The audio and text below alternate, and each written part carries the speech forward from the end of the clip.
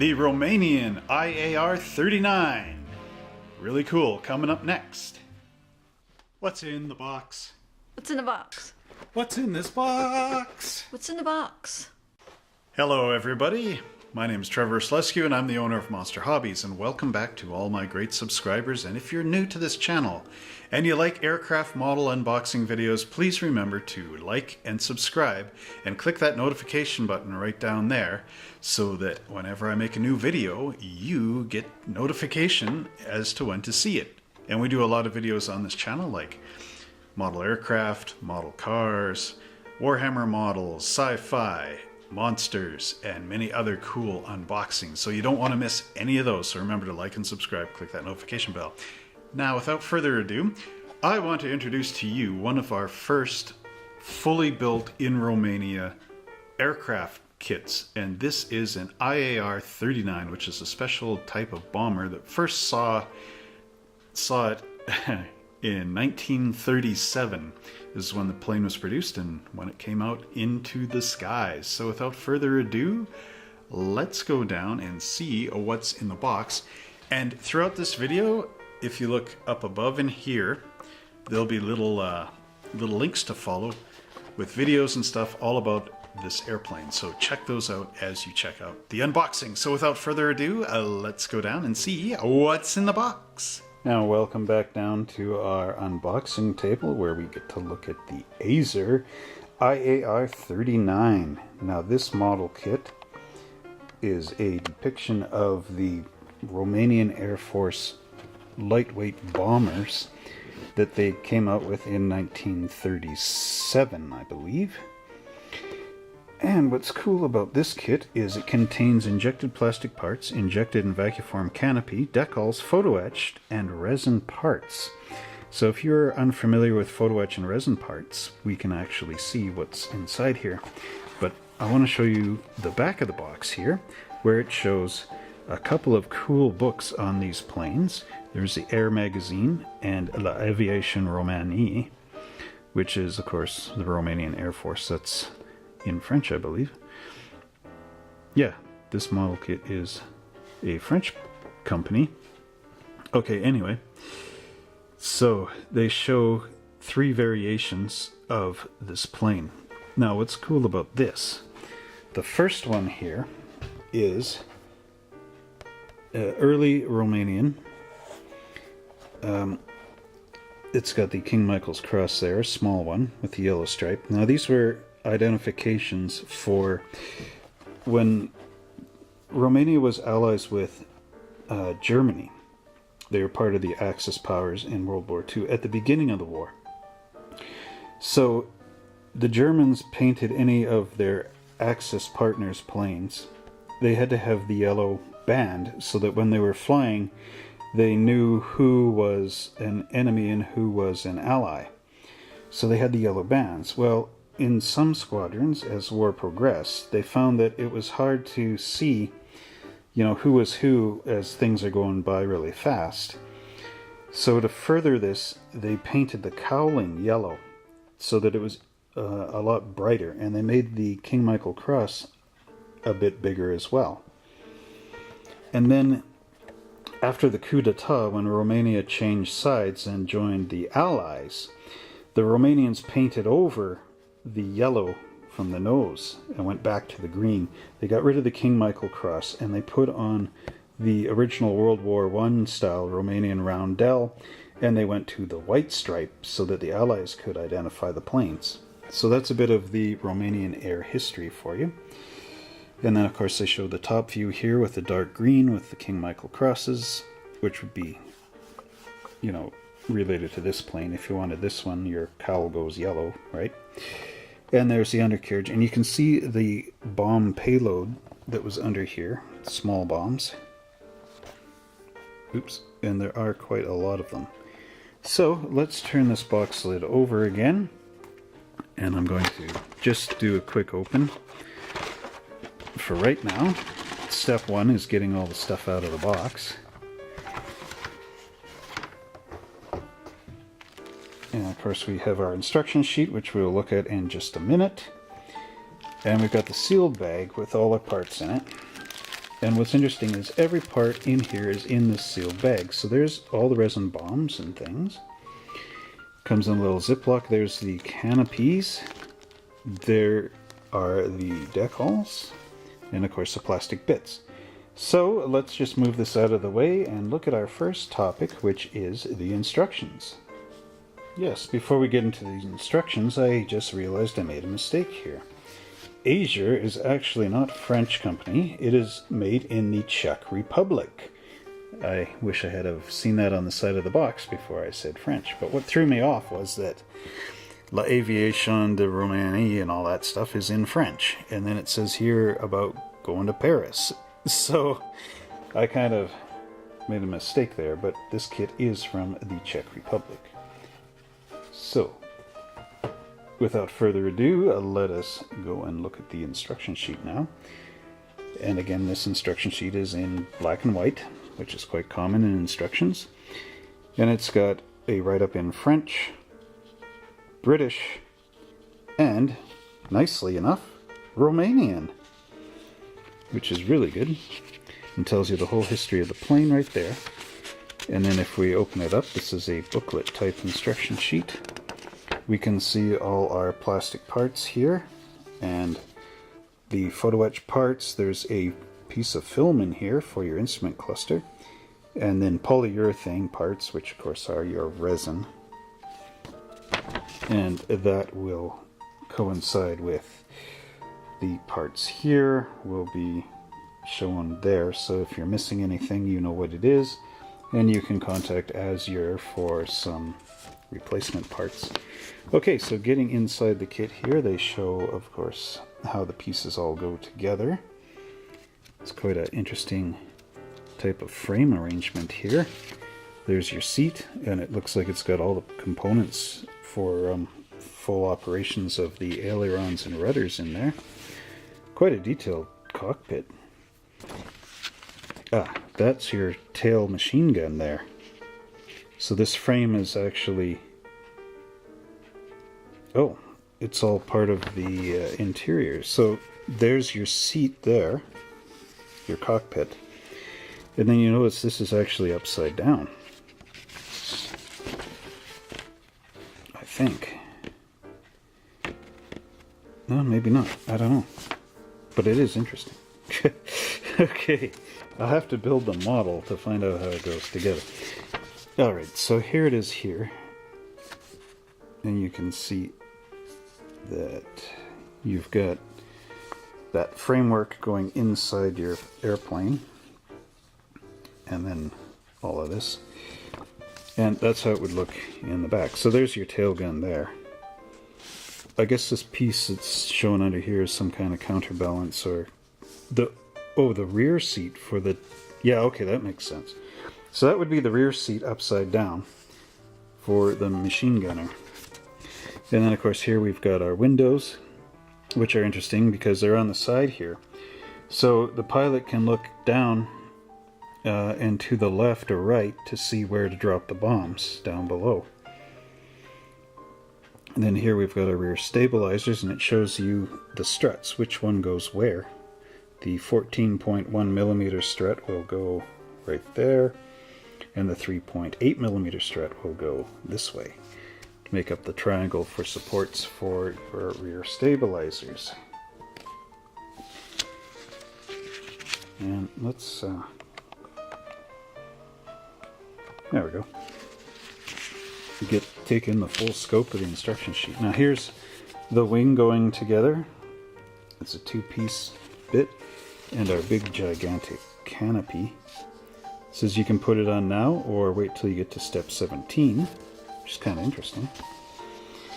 And then there's the engine and the cowling going together, and it gives you some information on your wing alignment, so you don't have this one sticking out over here or something weird. It's always a tough one getting biplanes aligned perfectly, unless you make a jig. Okay, and then there's our wheels, landing gear going on underneath. This is a fixed landing gear, so it's not retractable. And then there's our photo-etched, or our resin bombs going on the payloads there.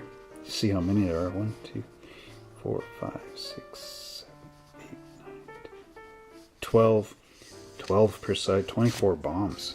That's quite a capacity, even for little ones. And then there you go. Now you can drop your canopy on for step 17. You're putting your propeller on. Oh, that would be interesting. Okay. Yeah, so how does that work? You got the cowl there.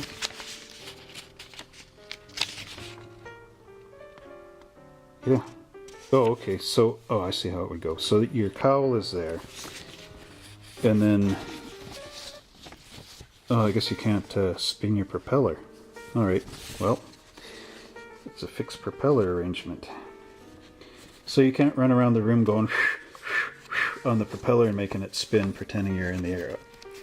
That's a shame. Okay, anyway. So there's your paint scheme.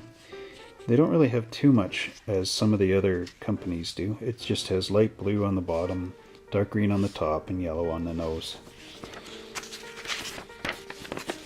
This is the regular IAR 39. Then you have the Eastern Front, so Operation Barbarossa, going on there. The colors there. And then after the coup d'etat in September 1944, when they joined the Allies, and that scheme there. And then, of course, on the back we have some other limited run plastic kits, so make sure you look for these on the internet or at model kit shows. You've got the helicopter there, and the seaplane, and a bunch of these other cool ones. The Newport Delange NID 72. Winton D7 or 33733 or 373376, and many more. Now we'll look at our decal sheet here, and it's still in the plastic. I'm not going to open it up because I don't want to lose this little film, but this is the instrument panel right there. You can see some of the gauges. It goes behind the instrument cluster, which is an interesting touch. And then we have some escadrille numbers, squadron numbers here in white, sort of hard to see through the camera. Then our King Michael cross. And this is not quite as nicely defined as in some other kits. And in fact, this is supposed to be red, yellow, and blue. A navy blue, or a darker blue. But it sure does look black. I'd almost say the registry, the color registry, is a little bit not quite correct, but that might just be my opinion on it. And the other reason why I'm leaving this together is because if we turn the decal sheet over, here we have our photo etched bits right there. See some of the struts and other goodies. There's the instrument panel. So you get a nice photo etched instrument panel, and then on the other side you get the little film of the instruments. So you glue that onto the back. Now photo etching, of course, will use crazy glue, and I always find a little bit of trouble where the connection points are to get those dead flat, because you're talking about a very thin piece of brass here. So if you guys know how to get the little connection points off and make it nice and flat, let us know in the comments below, because that's one of the challenges I have with building these kits, is trying to get that perfect. So please let us know down below.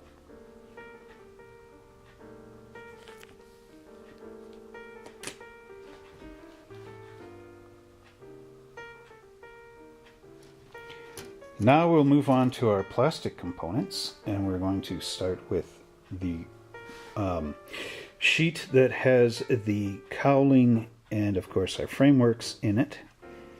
And as you can see, there's a lot of frame on here, and there's the seats and the floorboards. There's the seat there, and the spot where the tail gunner might be, which is still kind of mysterious to me. Oh, there's his seat. Oh, you just got a wooden board and a little piece of canvas on there to sit on. Wow, that must have been irritating to be up sitting on that for like a long time in all those aerial combats. Wow. But as you can see, there's all the little struts and runners. Quite an interesting little arrangement there. And now let's go on to our second plastic sprue, which contains the fuselage, the wings, the stabilizers, and the wheels. And of course there's those cutouts where the glass would go in. There and there, and it gives you the little hump here for these lower wings to glue on. And you can notice a couple little injector pin type marks on here. Actually, those are not injector pin marks. You may think they are, but what they are is the bottom of the struts, I do believe. Because there's no alignment holes here, so you have to glue those struts on somehow. But yeah, I think that's the understanding, that they're actually supposed to be going through the wing. Because here we have two, and then there's two more, and two more, and two more. And that's where those struts would align. So yeah, don't sand those off. You can see here we've got some nice, maybe you can see it. Got some nice ribs in here, and there's also some rivet detail. The camera doesn't seem to want to pick it up too much. And then of course we have our air louvers and holes to get some of that off the engine. Now, speaking of the engine, where is it? That is interesting. Aha, here we go. Now we have our resin components, and these come in a nice little Ziploc bag so that you can store them together. And let's take these out for a minute. Well, okay, I don't need to review every little bomb on here, so I'm just going to set this to the side. I got 3 out of the 6 out of the bag. Let's take a look at these first. So here we have our bombs, and they are in racks of 4. So you'd need to cut them off of the bottom there and just clean them up. They're pretty neat. They look like little rockets. Little V2 German rockets or something. That's the bombs. Those are the bomb. Okay. And we have some resin machine guns here. And these might be a bit of a trick. But there are some very nice details on them. You can see, like, I don't know how well you can see it, but there's a trigger and a handle down there. So, quite cool. And there is one of the cowls, I suppose for the pilot. So the film would go in here, and then the photo etch would go over the top. Maybe this is an alternative if you don't want to use the photo etch. I'm not quite sure. However, it's included, so that's always nice. And what do we have here? This is the control yoke, I believe, for, you know, push it forward and you go down, push it back, you go up. That's made out of resin as well. And our last component is, of course, the radial engine, which has some very nice detail on there. There's these 2 little things sticking up. It's kind of cool. If you guys know what those are, please write in the comments below, because they don't appear on any of the other cylinders. Alright, so that is the look at the resin, and we only have one component left now, and that is the clear parts, which are in this bag.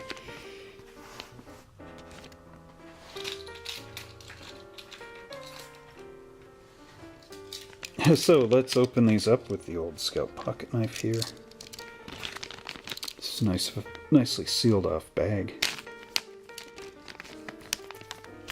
Okay, so taking these out. Whoops. This is interesting. You have a plastic canopy molded out of clear styrene. There's those little side windows and another window in the back.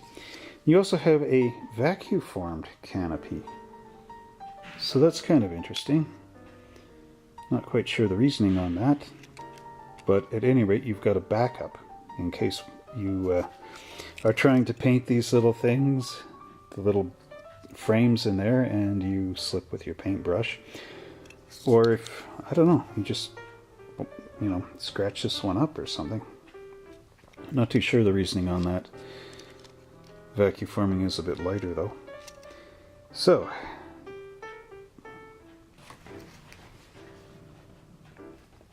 that will be the conclusion of our review of the Azur IAR 39. Well, we hope you enjoyed this video review where you got to see the Azur Romanian IAR 39 right here on Monster Hobbies What's in the Box. And if you like these model airplane unboxing videos, don't forget, before you leave here, to click that little red subscribe button and click the notification bell that appears right beside that button, so whenever I do another What's in the Box, say that you are one of the first people that gets to know that the video came out. And if you want to say, like, thank you, Trevor, for making these great videos, spending all that time showing us what's in the box and, you know, making sure that everybody gets to see all your model kits. And yeah, you want to make a little contribution?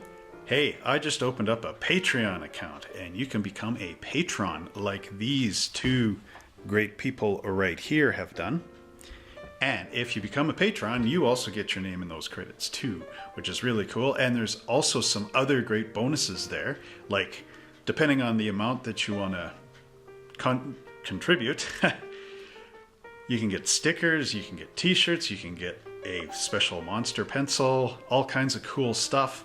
So go over to my Patreon account, which is in the links down below. Click there and hey, give us some support. It's kind of like a tip jar. You know, if you want to do it, do it. If you don't, well, I understand, you know. Now, something cool for you, all you guys out there. If you want to see some of the other unboxings, please check them out here, here, here, and here. And enjoy those videos and tell me which ones you like in the comments below. And until next time, hey, keep it up in the skies. We'll talk to you later. Bye.